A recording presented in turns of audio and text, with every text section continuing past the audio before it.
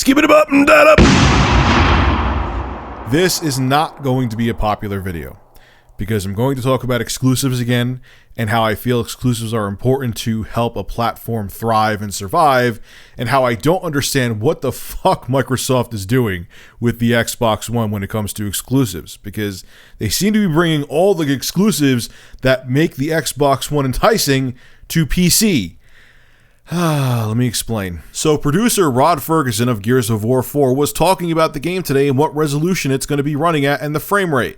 He said for the single player, or the campaign I should say, Gears of War 4 is going to run at 1080p 30 frames per second, and the multiplayer is going to run at 60 frames per second. Notice I didn't say resolution there because they didn't give a resolution that the multiplayer is going to run at, because they probably don't know right now. Basically, what they're saying without saying it is they're going to make it whatever resolution it needs to be to make sure it runs at 60 frames per second. Now, Ferguson was also asked, and this is the main talking point of this video, is if Gears of War 4 is going to be coming to PC. And he replied with the very telling possibly. Now, obviously, this wouldn't be the first Microsoft first and second party exclusive game to also come to PC. In the past, we've had games like Rise, Son of Rome, Dead Rising 3, Gears of War Ultimate Edition, and upcoming games that are also coming to PC and Xbox One are Quantum Break, ReCore, and Sea of Thieves. So now this seems to be a regular thing for Microsoft to bring their exclusive games that used to be just for their consoles also over to PC. Now, I understand why my subscribers cannot stand exclusives. It sucks. It's anti-consumer, especially when third-party games become exclusive. I look back now and I changed my opinion on Rise of the Tomb Raider. I remember making a video and I was kind of cheering Microsoft on for buying the rights to Rise of the Tomb Raider, having it be an Xbox One exclusive.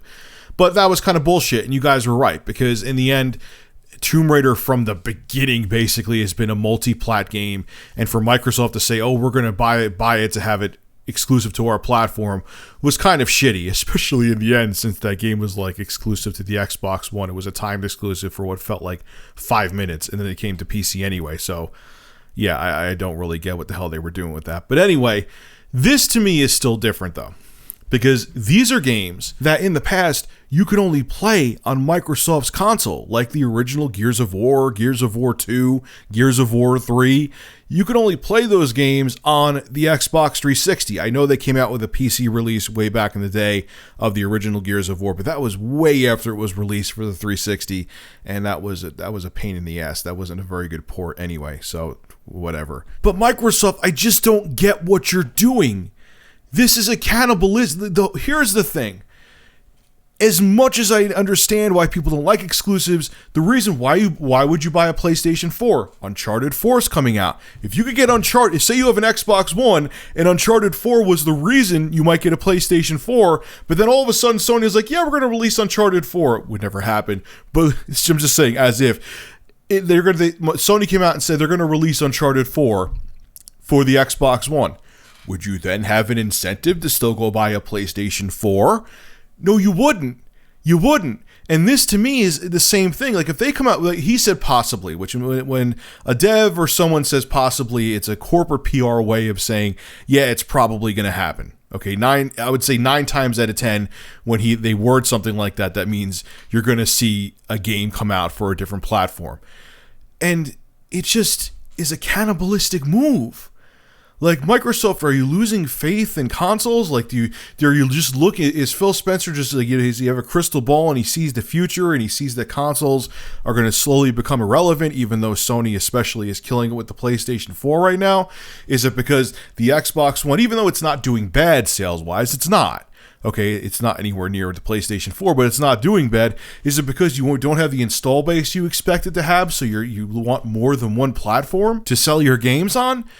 It just doesn't make any sense to me, because there's people who may just be PC only, okay, who you may have been able to get to buy an Xbox One and get them on that platform to get them to pay for Xbox Live, who now, if you're coming out with Gears of War 4, even if it's 6 months after it comes to the Xbox One, they may be like, I'll just wait and get Gears of War 4 for the PC. I was going to go buy an Xbox One, but now I'm not.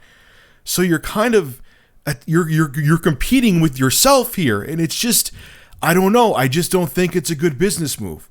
I understand that, having games on multiple platforms is healthy for the consumer, but at the same time, like I say over and over and over again, exclusives are what make the gaming world go around. Again, and I always bring it up because it's a perfect, almost irrefutable example, is look at Nintendo. If it wasn't for Nintendo's exclusives, I don't think there would be a Nintendo right now. It's their exclusive IPs that they have that make people buy their consoles. Even with the Wii U, with its terrible, terrible, terrible sales and install base, when Nintendo releases an exclusive game, it still sells a couple million copies, and they still make good money off of it. I don't get what you're doing. Maybe you're just not looking far enough ahead, or maybe you're looking too far ahead, because right now it may seem like a good idea to have more than one platform, but in the end, you could be biting yourself in the foot and hurting the Xbox brand by bringing games that used to be exclusive just to your console over to PC, and it may turn people off to buying an Xbox One, and in the end it may destroy or hurt at least the Xbox brand. This is Rich of Review Tech USA signing out. Have a good one.